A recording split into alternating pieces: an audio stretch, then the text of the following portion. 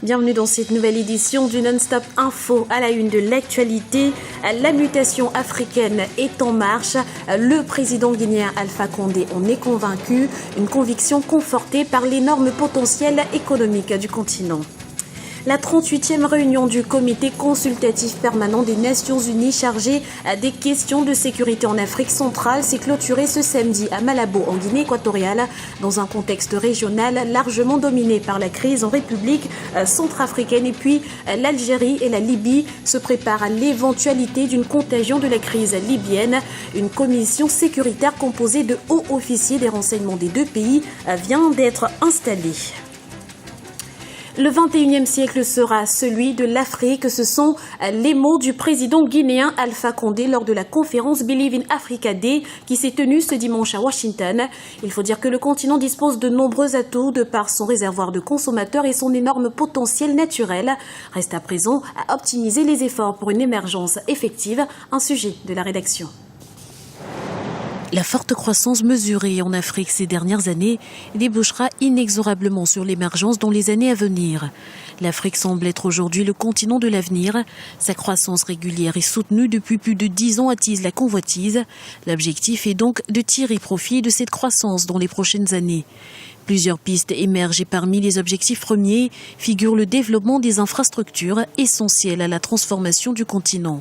La Guinée, tout comme l'Afrique, souffre d'un important déficit en infrastructure qui entame fortement l'attractivité de nos économies et freine les investissements. L'amélioration du climat des affaires demeure un enjeu majeur et le renforcement des accords de coopération et d'intégration régionale joue un rôle essentiel pour la compétitivité des économies africaines. L'Afrique est d'abord une opportunité pour l'Afrique. Nous devons donc poursuivre et même accélérer l'intégration régionale au sein du continent pour que le marché d'1 milliard de consommateurs que nous sommes tire le maximum de sa croissance. Mais cette volonté de développement est parfois freinée par divers obstacles, comme c'est le cas actuellement dans plusieurs pays de l'Afrique de l'Ouest, où la propagation de la fièvre Ebola est de plus en plus inquiétante. Des difficultés actuelles, telles la récente épidémie d'Ebola, nous rappellent que le chemin reste très difficile. Mais nous travaillons d'arrache-pied et nous avons renforcé la coordination transfrontalière au niveau des États de la Mano River, groupe le Libéria, la Sierra Leone, la Côte d'Ivoire et la Guinée, pour lutter contre cette épidémie. Nous avons tenu un sommet le premier, nous avons pris des mesures rigoureuses, mais il est évident que la lutte contre l'Ebola exige une réponse internationale avec des mesures fortes recommandées par les experts. La mutation africaine est en marche. Par son potentiel et son dynamisme, le continent devient le poumon économique du monde. On atteste la croissance de l'Afrique qui avoisine les 5-6%, un pourcentage qui constitue une précondition pour transformer de manière profonde le continent. Les dépenses des consommateurs de l'Afrique devraient d'ailleurs bientôt atteindre les 1 000 milliards de dollars. C'est la 104e formation politique du Togo et la plus récente, et c'est pourtant la première à avoir annoncé son candidat pour l'élection présidentielle de 2015.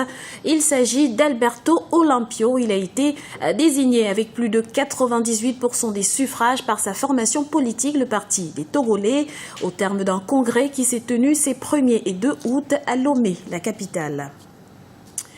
La 38e réunion du comité consultatif permanent des Nations Unies chargé des questions de sécurité en Afrique centrale s'est tenue du 29 juillet au 2 août 2014 à Malabo, en Guinée équatoriale, à l'occasion de faire l'état des lieux de la situation géopolitique et sécuritaire ainsi que le point sur les programmes de désarmement et de limitation des armes dans la sous-région. Ndiarandiaï, commentaire Erika Ouraga.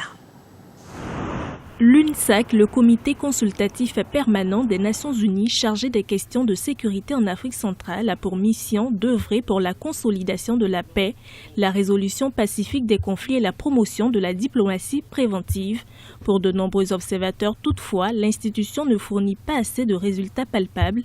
Mais pour le représentant du secrétaire général des Nations Unies, Abdoulaye Bathily, c'est tout à fait le contraire. La réflexion coordonnée des États membres est une réussite à plusieurs niveaux. Il y a aujourd'hui un certain nombre de réalisations à l'actif de l'UNSAC.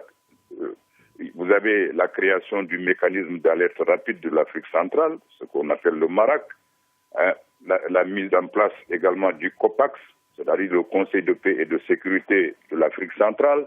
Vous avez également la Convention de Kinshasa sur la circulation des armes légères et de petit calibre. 5 pays ont déjà signé cette convention. La 38e réunion de l'UNSAC s'est tenue dans un contexte régional largement dominé par la crise en Centrafrique, malgré l'engagement des pays de la sous-région d'Afrique centrale à résoudre les conflits. La situation demeure préoccupante, raison pour laquelle la prochaine rencontre qui aura lieu au Burundi en novembre 2014 se penchera principalement sur la mise en œuvre des plans d'action de l'organisation pour mettre fin à la crise. La réunion de Bujumbura fera le bilan, bien sûr, de ce qui aura été fait comme réalisation dans le trimestre qui l'aura précédé, mais également, surtout, de se pencher encore davantage sur la mise en œuvre des décisions du Forum de Brazzaville. Un premier pas vers la réconciliation et la reconstruction nationale en Centrafrique a été constitué lors du Forum de Brazzaville en juillet dernier.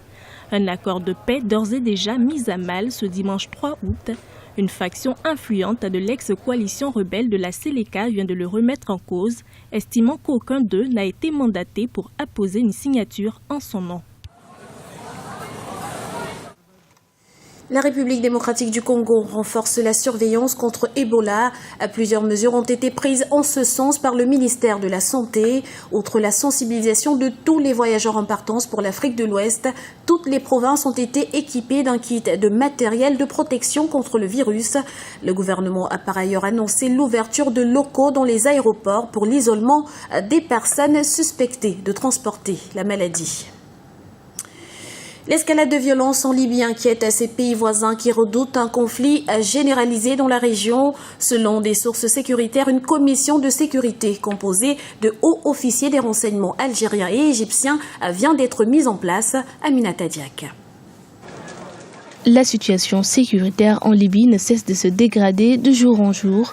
Depuis plusieurs semaines, des milices rivales s'affrontent à Tripoli, la capitale, et à Benghazi dans le nord-est du pays. Un contexte qui, selon des sources sécuritaires, fait réagir les pays voisins, notamment l'Algérie et l'Égypte, qui semblent prêtes à faire face à la menace sécuritaire dans la région. Actuellement, il y a des informations qui parlent d'une probable intervention de quelques pays voisins dans la Libye. Mais je pense qu'elle sera une intervention indirecte, c'est-à-dire fournir du logistique à des groupes anti-islamistes, deuxièmement, former des cadres sécuritaires libyens, et troisièmement, développer la coordination des pays voisins sur le plan de renseignement. Cependant, pour le spécialiste, les risques d'une extension régionale du conflit libyen sont pour le moment limités. À mon avis, la contagion pour le moment, elle est probable dans quelques pays du Sahel africain, mais pour les autres pays de l'Afrique du Nord, je pense que jusqu'à maintenant, la situation est sous contrôle. Mais je pense que cette contagion va être réduite si les pays voisins, et surtout l'Algérie et l'Égypte, arrivent à sécuriser ou à fournir de l'aide nécessaire pour l'opposition libyenne. Parce que actuellement, si la situation sécuritaire en Libye va être encore pire, jusqu'à la fin de cette année, c'est-à-dire la fin de décembre 2014, il y aura un risque de somalisation de la Libye. Une réunion de coordination de la commission sécuritaire pourrait se tenir dans les prochains jours au Caire en Égypte. Cette rencontre pourrait permettre à l'Algérie et l'Égypte de mettre en place une stratégie sécuritaire face à l'escalade de violence en Libye et à la menace djihadiste dans la région. L'analogique n'est plus au Rwanda. Les chaînes télévisées ont arrêté dans la nuit du 31 juillet au 1er août leur diffusion analogique dans l'ouest du pays, achevant ainsi la transition vers la télévision numérique. Le Rwanda devient ainsi le 3e État africain après la Tanzanie et Maurice à être entièrement passé au numérique. Une évolution technologique qui doit permettre une meilleure qualité de réception et la libération de fréquences. Le reste du continent devrait emprunter le même chemin d'ici juin 2015, conformément à l'engagement pris en 2006 auprès de l'Union internationale des télécommunications. C'était le journal de la rédaction. Nous vous remercions pour votre fidélité. Retrouvez dans un instant une nouvelle édition du Non-Stop Info sur Africa 24.